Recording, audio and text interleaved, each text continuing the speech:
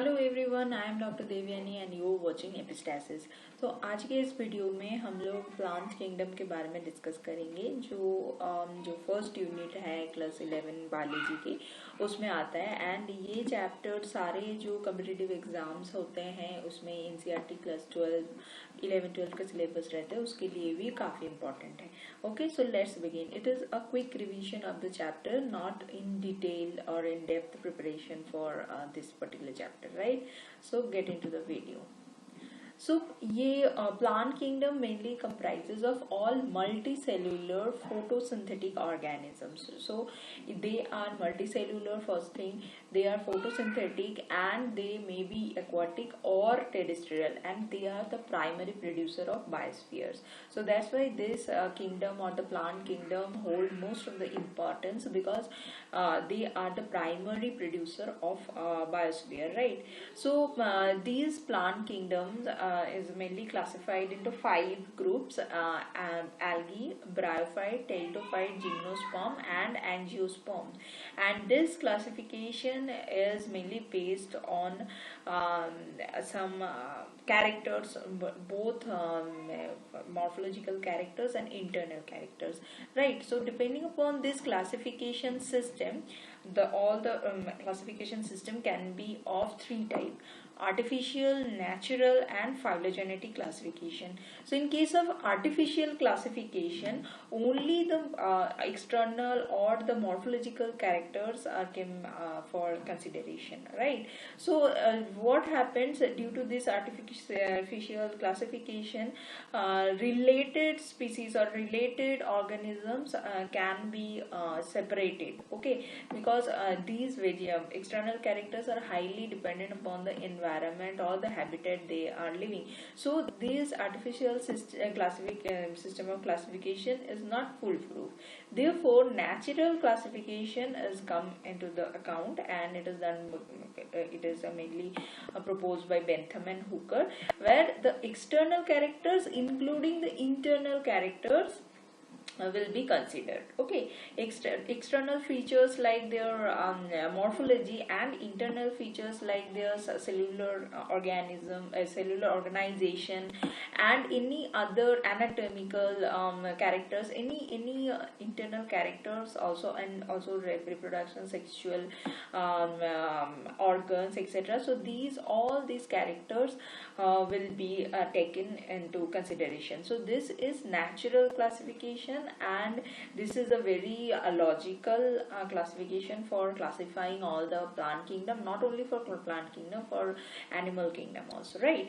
And next is phylogenetic classification. So in case of phylogenetic classification, which is very modern type of classification, where phylogenetic relationship or the evolutionary relationship between the organism will take being importance of this classification, right? So these important character, that means phylogenetic relationship between all the organism, will be carrying more importance in this type of classification, right? So depending upon some other characters, the classification system can be of 3 more type of classification, or it is also called taxonomy. Taxonomy is the study of classifying or organizing all the living organisms, right?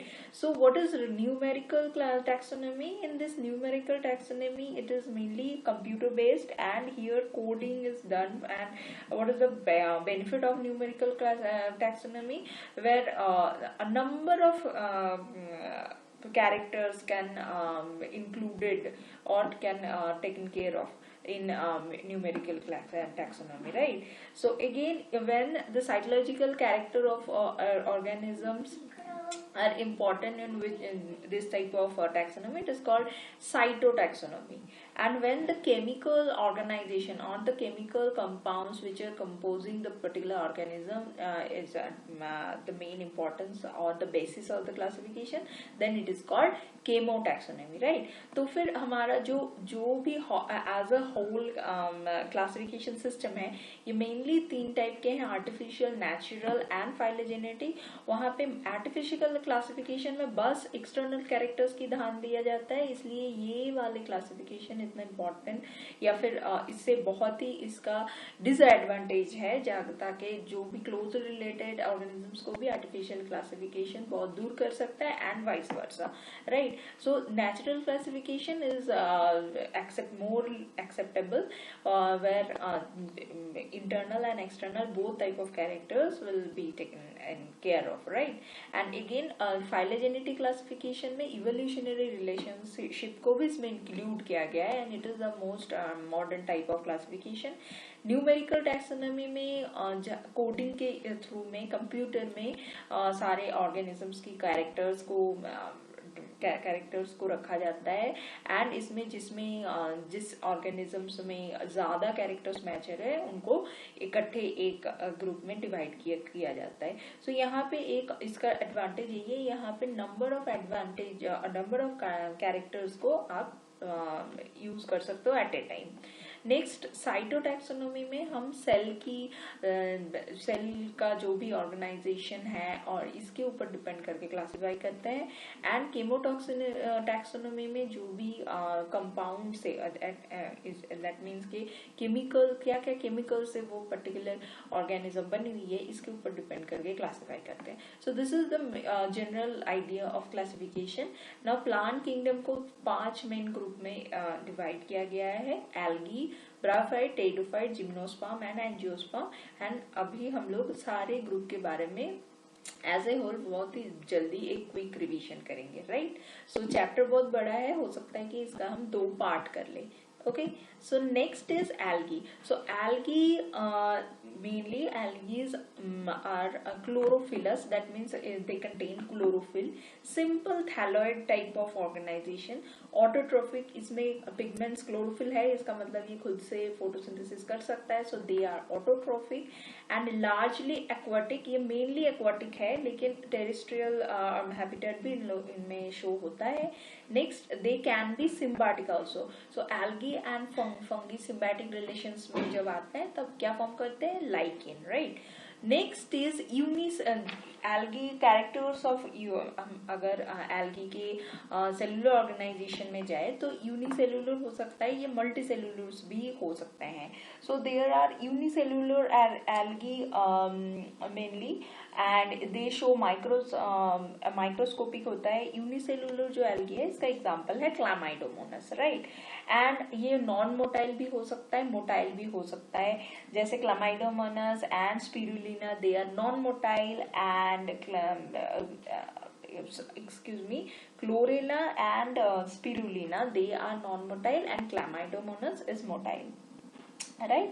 Again Volvox जो है वो colony form करता है. इसके अलावा filamentous भी है like spirogyra, and केल्प्स भी फॉर्म होता है. They are mainly called trees of sea. Mainly इनका स्ट्रक्चर बहुत ही बड़ा होता है, that's why they are called trees of sea, and इसको हम बोलते हैं केल्प्स, राइट. नेक्स्ट इनका जो स्ट्रक्चर होता है बहुत ही सिंपल होता है, that is they form thallus, right, thallus. And यहाँ पे their cell wall is composed of mainly 2 layer, that means inner layer is composed of cellulose and outer layer is composed of pectin. And another important character of algae is the presence of pigments. So यहाँ पे बहुत type के pigments रहते हैं. Main chlorophyll A, इसके अलावा accessory pigments like chlorophyll B, C, D, या फिर कैरोटीन्स होते हैं. कैरोटीन्स में भी ज़ैंथोफिल हो सकता है, एंड कैरोटीनॉइड्स में कैरोटीन्स होता है, ज़ैंथोफिल होता है. कैरोटीन्स में येलो कलर के लिए है, कैरोटीन ऑरेंज कलर के लिए है, एंड ज़ैंथोफिल येलो कलर के लिए है. इसके अलावा फाइकोबिलीन्स भी रहते हैं, इसका मतलब इसके अंदर आता है phycocyanin and phycoerythrin. So these are different type of pigments that are present inside algae. Now इनमें कुछ रिजर्व फूड मटेरियल्स भी होते हैं, and reserve food materials mainly are of 3 type: starch, laminarine starch, mannitol, and Floridian starch. Okay, so reserve food materials are also different type of food materials are there. Okay, mainly starch, laminarine starch, mannitol, and Floridian starch. Next is their reproduction. सो इनका अगर reproduction के बारे में बात करें तो ये 3 टाइप के रिप्रोडक्शन होता है। वेजिटेटिव जो मेनली सिंपल फ्रैगमेंटेशन के थ्रू होता है, ठीक है, फ्रैगमेंटेशन के थ्रू वेजिटेटिव रिप्रोडक्शन होता है। असेक्सुअल स्पोर्स भी फॉर्म होता है, this spores are called zoospores, asexual spores are called zoospores and ये zoospores are very common and they are asexual spores and ये zoospores flagellate हो सकता है होता है, that's why they are motile, okay। And जो सेक्सुअल रिप्रोडक्शन होता है ये मेनली 2 गैमेट की फ्यूजन की वजह से होता है। Now depending upon the morphology of the gamete, sexual reproduction are of 3 type, isogamy, anisogamy and oogamy. So if the two spores are morphologically similar, दो spores अगर जो fuse कर रहे हैं वो अगर morphologically एकदम similar हुए, so the spores are called isogamous, and that means the type of sexual reproduction is called isogamy, वहाँ जहाँ पे male and female gametes are morphologically and physiologically similar, okay. So they may be flagellated और non flagellated. Again is anisogamy, जहाँ पे male gamete and female gamete का morphological difference बहुत ज्यादा होता है, right. So they are different, so these are called anisogamy. And anisogamy में क्या होता है, जो फीमेल गैमेट है उसका साइज बड़ा होता है, वो नॉन मोटाइल होता है, एंड जो मेल गैमेट है they are small and motile, okay। So next oogamy, so ये specifically उस टाइप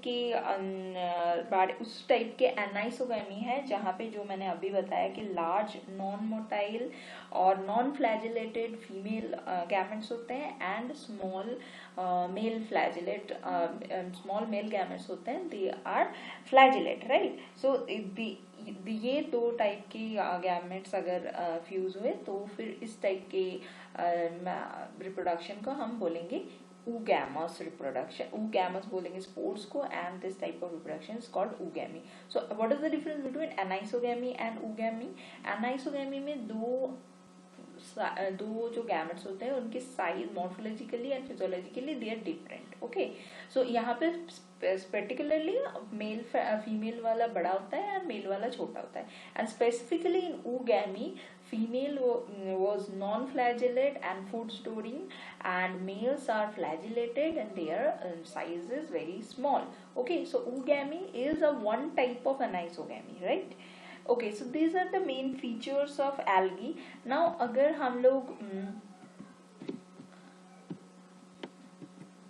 हम लोग एल्गी का क्लासिफिकेशन करें, मतलब इनके ये मेनली 3 क्लासेस में डिवाइडेड है, राइट।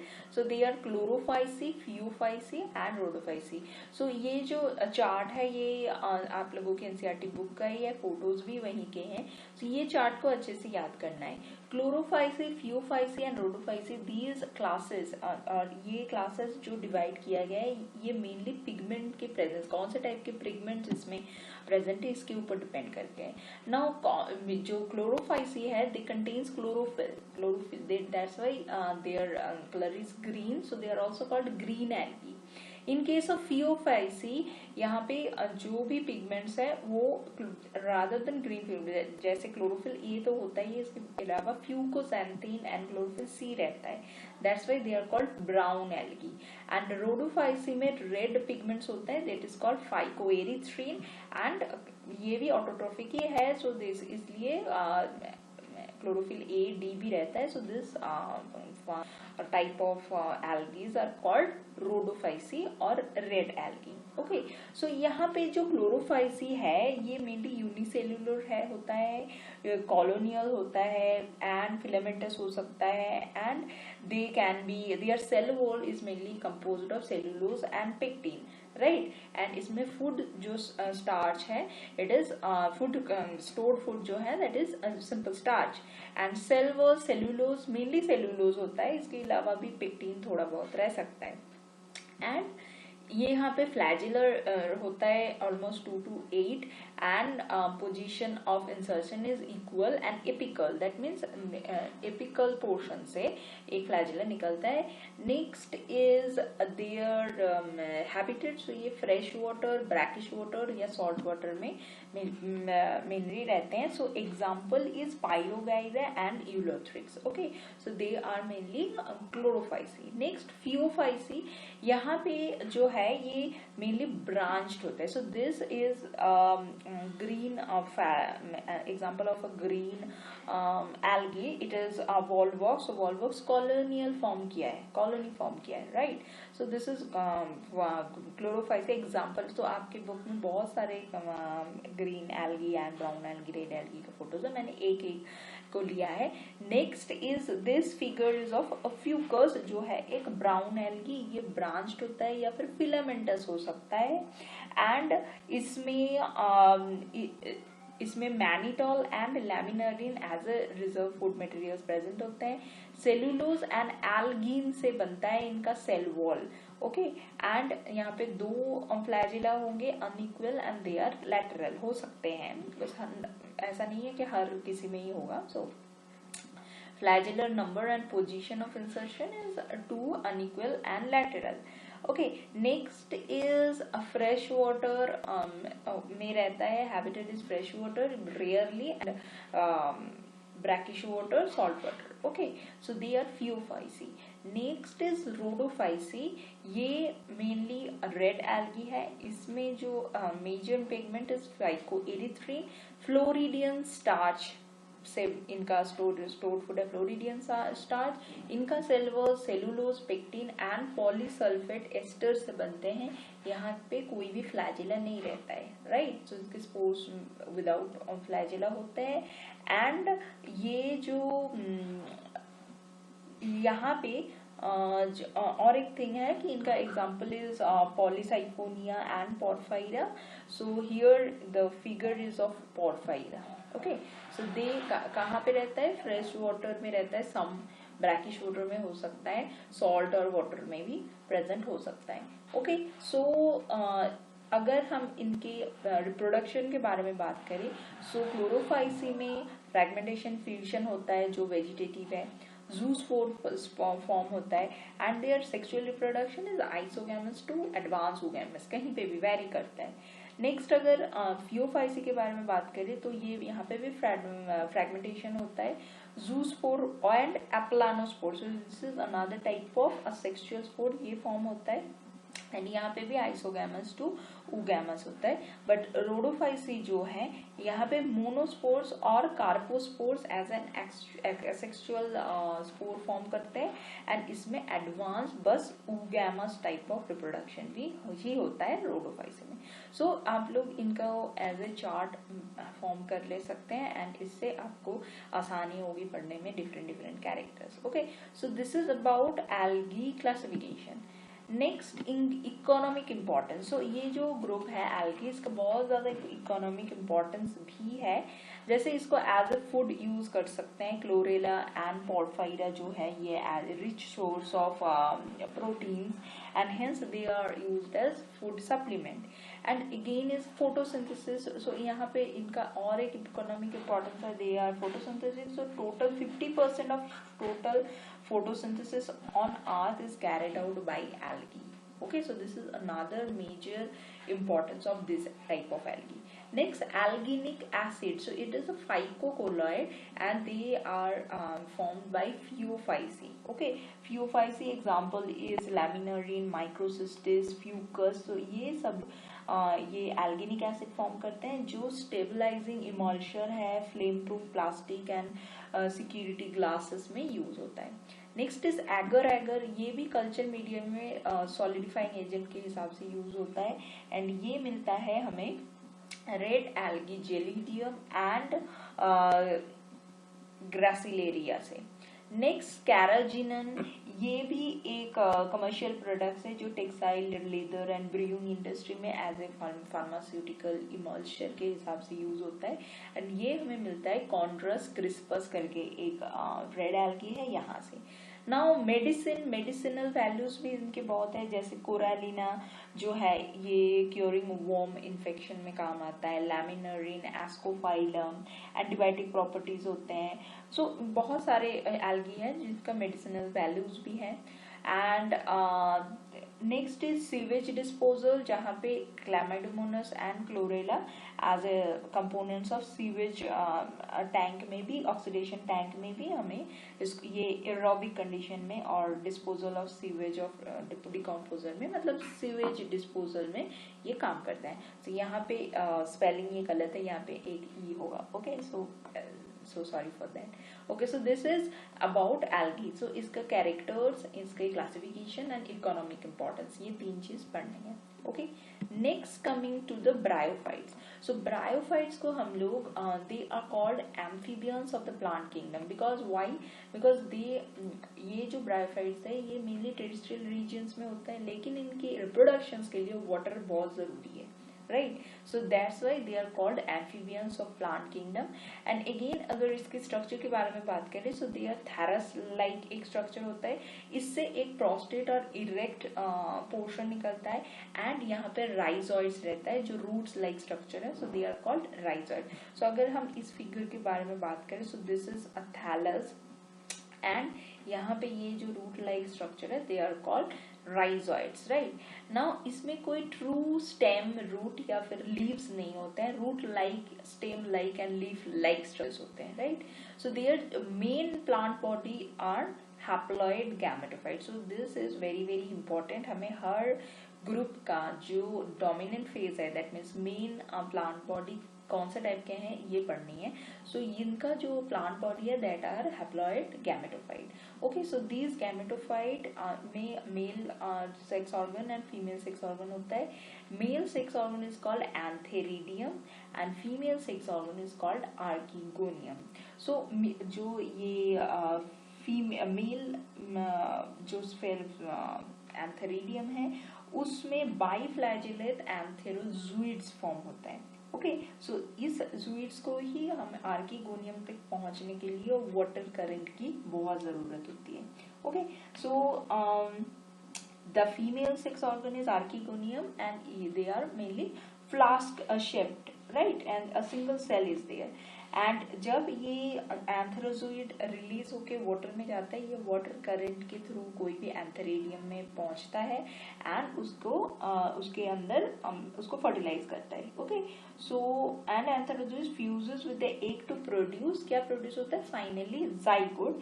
एंड ये जो जाइगोट है ये डायरेक्टली रिडक्शनल डिवीजन में नहीं जाता है, इमीडिएटली नहीं जाता है।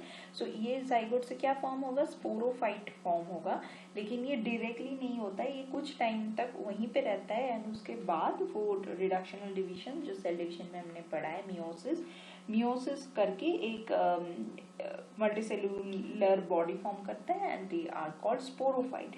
Now these sporophyte are not free living, that's why the dominant phase of bryophytes are gametophytes, because जो स्पोरोफाइट्स है वो फ्री लिविंग नहीं है, तो वो ऐसे ही एनवायरनमेंट में नहीं रह सकता, वो गैमेटोफाइट के साथ ही रहता है and is attached with photosynthetic gametophyte and यही उसको nourishment भी देता है। Okay, so now some cells of the sporophyte goes to reductional division and meiosis होता है and finally haploid spore form होता है, right, haploid spore form करते हैं and these spores germinate to produce new gametophyte. So this is the cycle.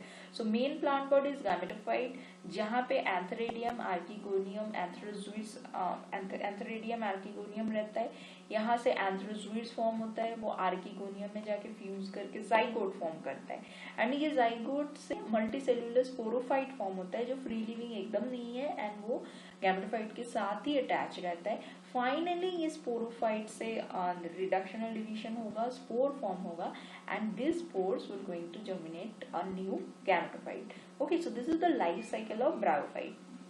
Now ये जो figure हम देख रहे हैं ये है, ये मेनली लीवर वर्ड्स की है। सो जो ब्रायोफाइट्स होते हैं वो मेनली ग्रुप में डिवाइड किया गया है, लीवरवर्ट्स एंड मॉसेस। सो जो लीवरवर्ट्स है इनको बोलते हैं हेपाटोकैप्सिडा। सो इसका और एक another name of the liverworts is hepaticopsida and their plant body is thalloid. Asexual reproduction यहाँ पे होता है बाय फ्रैगमेंटेशन और for producing gemmae. Now gemmae एक अलग से एक असेक्सुअल रिप्रोडक्शन की स्ट्रक्चर है जो गैमी कप फॉर्म करते हैं। So see these are gemmae cup. So gemmae cup form करते हैं and they are green multicellular asexual buds mainly, and finally a gammy get detached of the parent body से अलग हो जाते हैं and germinate into a new individual. Now यहाँ sexual reproduction जो होता है ये होता है male and sex organ produce either on the same और डिफरेंट थैलस। ओके, सो यहाँ पे ये एग्जांपल जो है ये है मर्चेंशिया की, जहाँ पे अलग अलग थैली में आर्किगोनिया एंड एंथेरिडियोफोर फॉर्म हुआ है, राइट। सो यहाँ से एंथेरोजोइड्स फिर दूसरे आर्किगोनियम में जाके जाइगोट फ्यूजन होगा एंड फाइनली एक स्पोरोफाइट फॉर्म करेगा and this sporophyte mainly differentiated into 3 structure, foot, seta and capsule, and they are get attached with the gametophyte because they are not free living, right? So example of this group, this liverworts are Riccia or Mertensia, right? Another group of bryophyte, so another group of bryophyte is called mosses, and another name of mosses is Bryopsida. So mosses की दूसरा नाम है Bryopsida।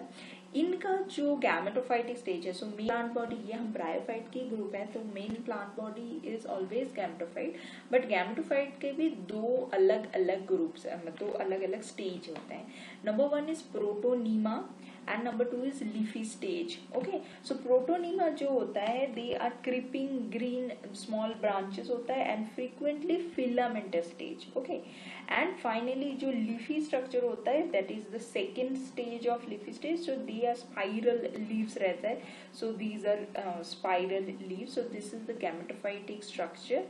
Okay, so यहाँ पे spiral leaves होते हैं and secondary protonema develops as a lateral bud and they are upright होता है, slender axis होता है, bearing spirally arranged leaves, and यहाँ से rhizoids निकलते हैं and they are root like and branched, and these stage bears sex organs. Okay, so gametophyte के भी दो stage है, protonema and leafy stage, right? So इनका जो वेजिटेटिव रिप्रोडक्शन होता है वो होता है थ्रू फ्रैगमेंटेशन, एंड जो सेक्सुअल रिप्रोडक्शन होता है इसमें भी एंथेरिडियम एंड आर्किगोनिया फॉर्म होता है, एंथेरिडियस एंथेरिडोइड्स फॉर्म होता है, आर्किगोनिया में जाके वो फ्यूज होता है, फाइनली जाइगोट फॉर्म होता है and zygote develops into a sporophyte. Okay, and ये जो sporophyte है, just see that a sporophyte is get attached with the gametophyte, and sporophytes के भी 3 structure हैं, seta, capsule and foot. So foot से attached है, this is seta and this capsule. So this is a very good example and this is called funaria. Okay, so this is a funaria, वहाँ पे gametophyte and sporophyte एक ही साथ attached हुए हैं, इसका figure यहाँ पे दिया हुआ है। So this is mosses, and another example is sphagnum. So this photo is of sphagnum, and यहाँ पे जो और एक चीज है, दिस जो फाइनली स्पोरोफाइट्स होते हैं ये कंटेन स्पोर्स, इसमें फाइनली स्पोर्स होते हैं जो मियोसिस के बाद फॉर्म होते हैं, एंड स्पोर्स से ही अनदर गैमेटोफाइट जर्मिनेट हो सकता है, right. So this is funaria and sphagnum. Now इनका भी बहुत इकोनॉमिक इम्पोर्टेंस है। So number 1 is prevention of soil erosion. So ये सॉइल के ऊपरी भाग में ऐसे ही रहते हैं दिस टाइप ऑफ ब्रायोफाइट्स जिस सॉइल इरोशन को बाय रनिंग वाटर से रोकते हैं। Next soil formation. सो ये अनदर इम्पॉर्टेंट चीज है, जैसे sphagnum fills ponds and lakes with soil, so sphagnum इसमें बहुत हेल्प करता है। नेक्स्ट वाटर रिटेंशन, इसमें भी स्फैग्नम बहुत हेल्प करता है, जिसमें वाटर रिटेंशन होता है almost 18 to 26 times water of the weight of the particular plant, so उससे ज्यादा, इतने ज्यादा वाटर ये रिटेन कर सकता है। नेक्स्ट इज पीट, पीट भी फॉर्म होता है। सो ये जब बहुत दिनों से ब्रायोफाइट्स गो करता है कोई एसिडिक मार्शेस में, and which is very little decay, then dead parts of moss, जो डेड हो जाते हैं वो स्लोली कार्बोनाइज्ड होता है, कंप्रेस्ड होता है, फॉसिलाइज्ड होता है 1000 ईयर्स में, एंड फाइनली एक डार्क स्पॉन्जी मास फॉर्म करता है। ठीक है, they are very good for very good manure, and these are called peat. Okay, so ये पिट सॉयल एल्कलिनिटी को ओवरकम करने में एंड बहुत ही एंड वाटर रिटेंशन में बहुत हेल्प करता है। सो दीज आर मेनली, ये फॉर से last 3 point, soil formation, water retention and peat में सब में हेल्प करता है sphagnum, right.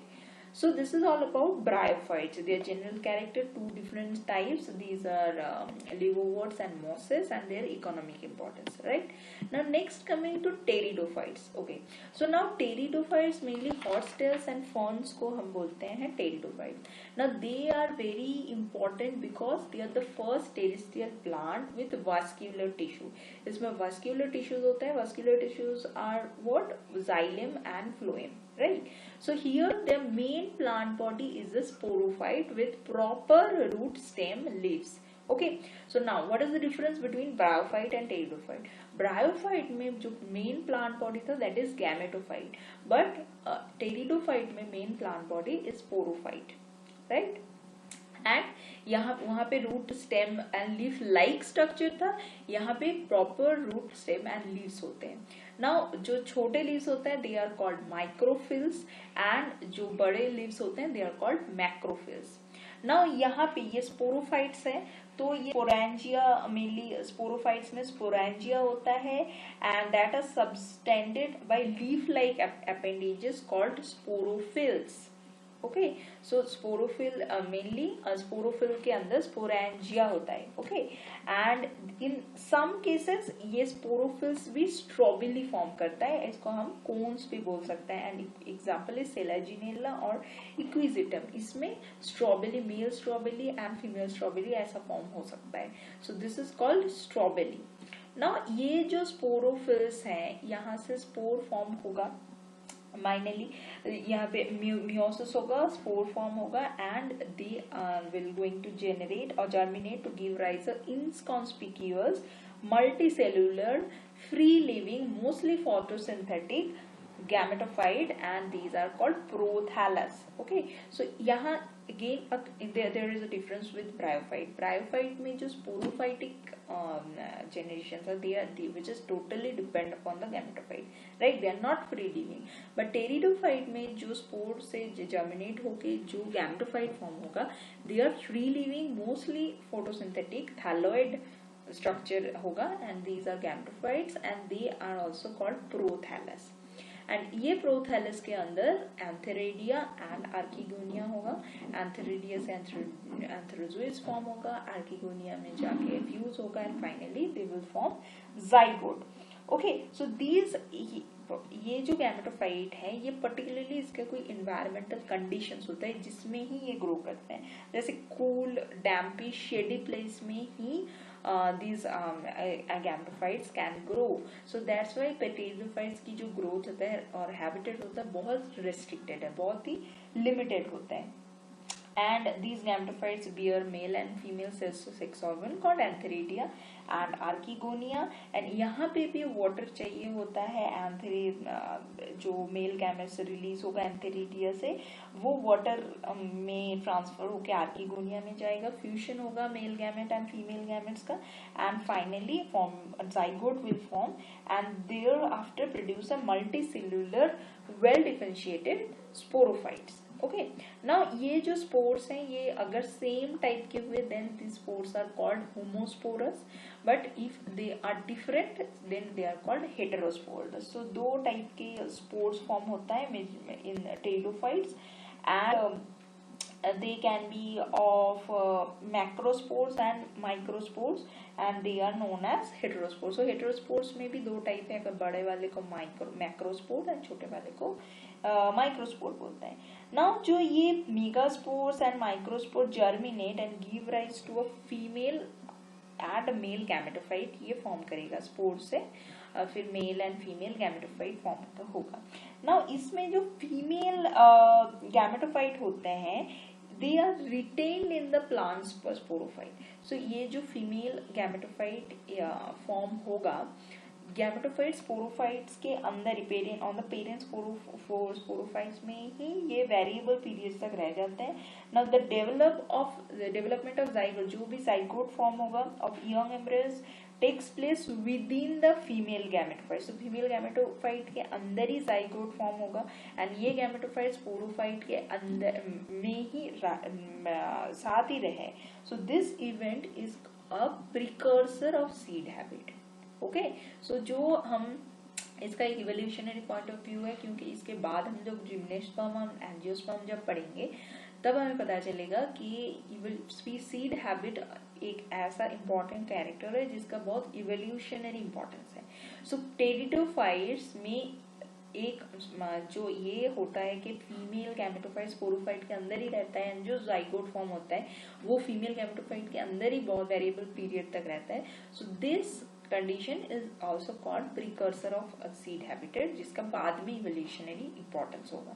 Okay, so this is and again ये जो pteridophytes के different groups हैं like Coelopsida, Lycopsida, Sphenopsida and Pteropsida. So they are different classes of pteridophytes जिसके details में हम नहीं जाएंगे।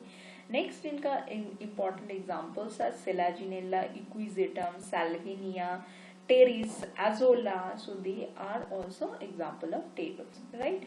Now इसके जो इकोनॉमिक इम्पोर्टेंस है उसके बारे में बात करते हैं। तो इकोनॉमिक इम्पोर्टेंस में first of all food.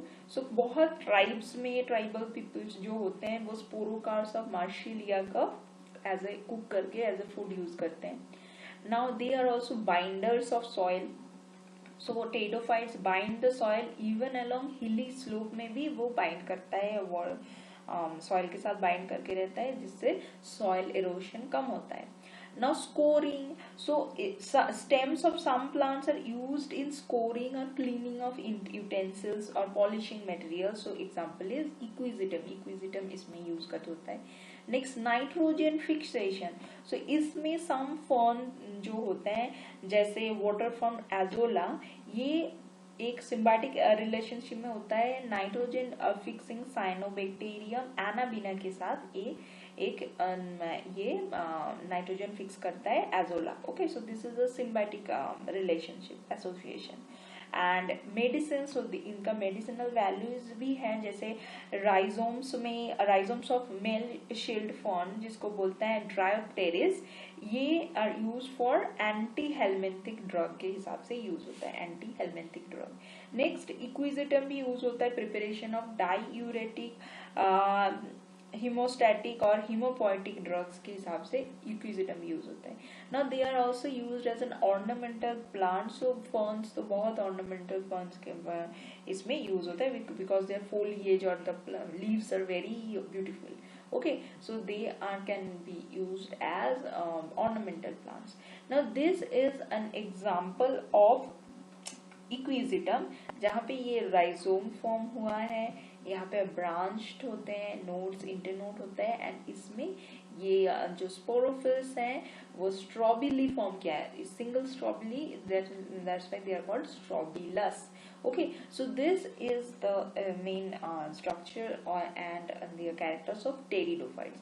Now इसका एक नया वीडियो बनाते हैं। Second part of this video will be on gymnosperm and angiosperm and alternation of generation in plants.